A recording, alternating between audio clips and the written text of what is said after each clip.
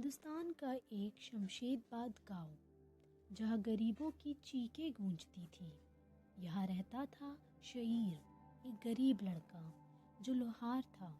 اس کا ہاتھ لوہے کو موڑ سکتا تھا، وہ بہت طاقتور تھا اور ظلم کے سامنے کبھی نہیں جھکتا تھا۔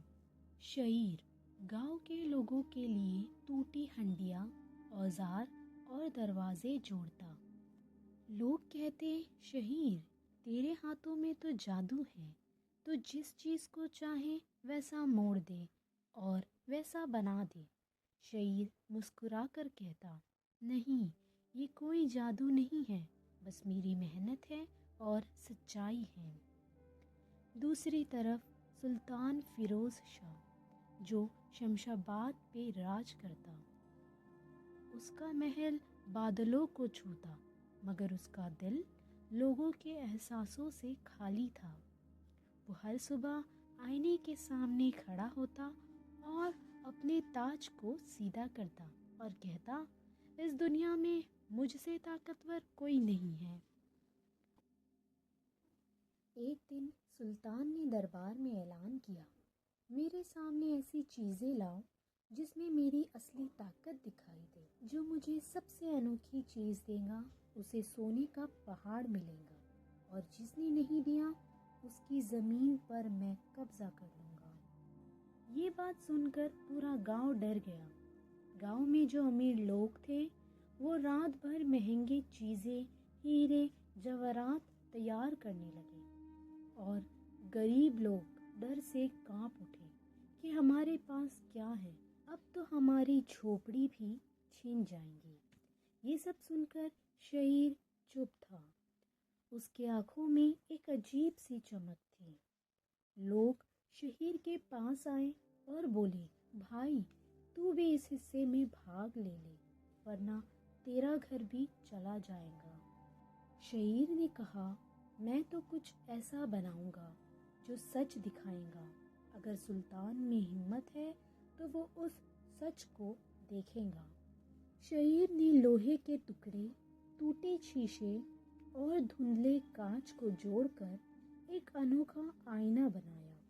آئینہ چمکدار نہیں تھا، کھڑبڑا، ٹوٹا پھوٹا، لیکن عجیب سا اثر تھا اس میں۔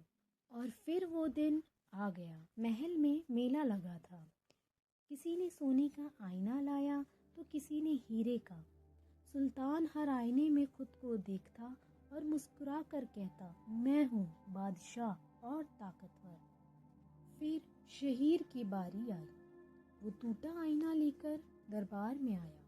لوگ ہنس پڑے، جو محل میں کھڑا تھا سب نے شعیر کا مذاق اڑایا۔ سلطان غصے میں بولا، یہ کیا ہے، کوڑے کا ٹکڑا، یہ کیا تماشا ہے؟ سلطان نے اپنے سینکوں سے کہا، اس لڑکے کو بندی بنا دیا جائے۔ شعیر بولا، حضور اس میں آپ کی اصلی طاقت دکھائی دے گی۔ سلطان نے آئینہ لیا اور آئینے میں جھانکا، لیکن اس آئینے میں اس کا چہرہ نہیں دکھا۔ اس میں بھوکی عورتیں، روتے بچے، جلی ہوئی جھوپڑیاں اور انصافی نظر آئی۔ سلطان چونک گیا اور بولا، یہ جادو ہے، اس لڑکے کو جیل میں بند کر دیا جائے۔ محل میں جتنے بھی غریب لوگ تھے جو اس پریشانی سے لڑ رہے تھے، سب نے مل کر آواز اٹھائی اور کہا، نہیں نہیں، یہ جادو نہیں ہے، یہ ہمارا سچ ہے، ہم بھوکے ہیں، ہمیں انصاف چاہیے۔ آئینے نے ساری سچائی دکھا دی۔ سلطان پہلی بار کانپ گیا، اسے اس کا تاج سر پہ بھاری لگنے لگا۔ سلطان نے آئینہ زمین پر پھینکا، آئینہ چکنا چور ہو گیا، لیکن ہر ٹکڑے میں وہی نظارہ جھلکتا، غریبی، بھوک اور ٹوٹی زندگی۔ سلطان گھٹنوں پر بیٹھ گیا اور اس کی آواز کانپ رہی تھی، اور بولا، اگر یہ سچ ہے تو میں ابھی تک اندھا رہا۔ شعیر آگے بڑھا اور بولا، حقیقت کو دیکھنا مشکل ہے حضور، مگر اسے مان لینا وہی اصلی ہمت والا اور بادشاہ ہوتا ہے۔ سلطان نے تاج اتار کر کہا، آج سے یہ تاج صرف میرا نہیں، جنتا کا بھی ہے۔ उस दिन से शमशाबाद बदल गया। महल के सोने से पहले सारी जनता का पेट भरता। आईने के टुकड़े जोड़कर गांव के बीच लगाया गया ताकि हर कोई उसमें खुद को देखे और सच से भागे नहीं।